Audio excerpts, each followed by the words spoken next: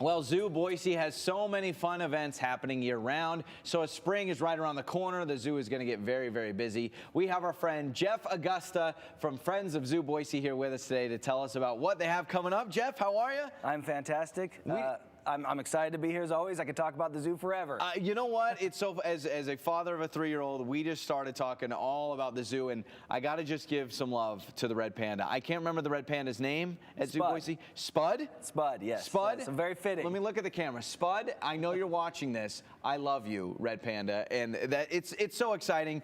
For those that haven't gone to the Boise Zoo, what would you how would you describe it in a nutshell for someone that maybe they just moved here or they've seen it but they've never gone? What would you say? So we're a medium-sized zoo, which I think is fantastic because some of the things that larger zoos have or don't have that we have is you can really get intimate with some of our animals. You can get a lot closer. You know, you can do our zoo in 2 hours, which is great. We're very affordable. And the biggest thing that we do is our conservation work. So we exist to be an organization that helps our wild counterparts. So part of every admission to Zoo Boise, part of every membership, 100% of a lot of our activities that you do during the day goes towards wildlife conservation. So since 2007, we've been able to donate, due to our guests, over $3 million.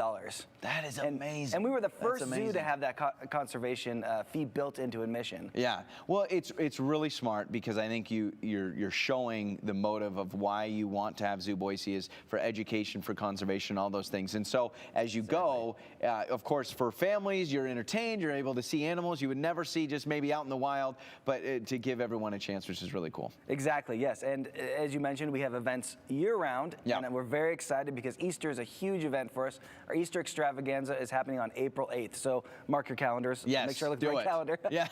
Right camera. April 8th. Listen, I do the same thing. April 8th is when you want to be there. So that's a big Easter event. It's going to be fun. It is Easter extravaganza, and that's when the animals get like Spud, paper mache eggs that they'll get to rip open with awesome. treats inside of it. We'll have candy stations, of course, you know, for the kids to get candy. And there's just a bunch of stuff happening throughout the whole day, vendors and all sorts of stuff. Yeah, and then obviously things ramp up as the weather gets warmer, more and more people at the zoo, and I know you guys have more and more things going on. Yeah, as it gets warmer, the animals sometimes a little more active, even though in the cold, things like snow leopards or the red panda, they enjoy those kinds of elements, and so they are more active sometimes when it's colder, but as it does move a little bit warmer, like we're starting to get, some of the animals definitely are a little more active, which people enjoy. So I was telling you before we came on about my story with the lion you currently have.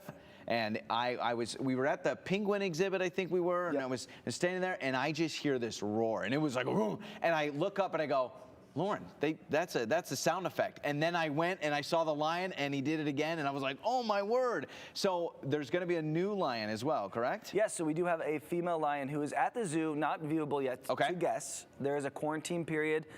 She came from Santa Barbara Zoo. And then there is a long process of introducing the two lions. You don't just put them out there. Because you can't just, I've seen The Lion King. I know, I know that's important. It starts by them being able to kind of just hear each other, like you said. Yeah. And then they're able to smell each other, and then they basically get closer and closer and closer until there's some meshing and they can kind of nose to nose. And then eventually, we do just have to let them go out there, and usually there is a tussle. That's part of the the introduction process.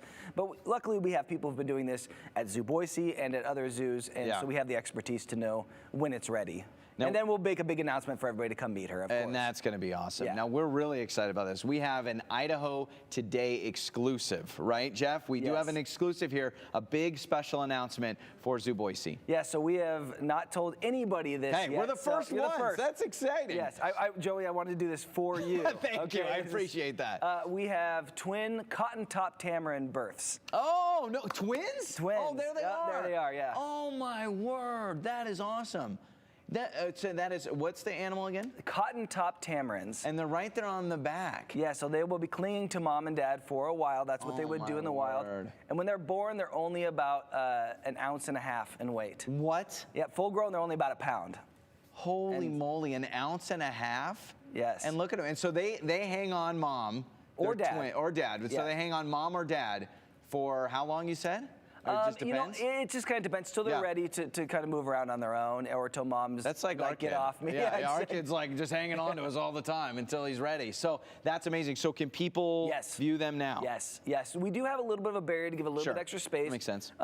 When you're a new parent, you don't want people just coming staring in your window. Yeah, I know what that's like. So this is their home. This is their home where they live. We do want to respect that. We want to make sure we're not stressing out mom, dad, babies, or brother who was born last year. So. Okay, that's amazing. And twins, is that normal to see twins? They can definitely have a litter that is more than one or two. And so like cute. Parents' name are Eddie and Mimi, if people are interested as well. Eddie and Mimi. Eddie That's and Mimi. perfect. And they were paired together as part of the cotton top tamarin species survival plan. Oh, that's wonderful. Well, Jeff, where can people go for more information? ZooBoise.org, Google Zoo Boise, come find me, come knock on my Instagram, window, all those, look at me. Anywhere you can find us, we're easy to find. Oh, I love it. We're so excited. We're so excited for those new twins and the new lion that's going to be here.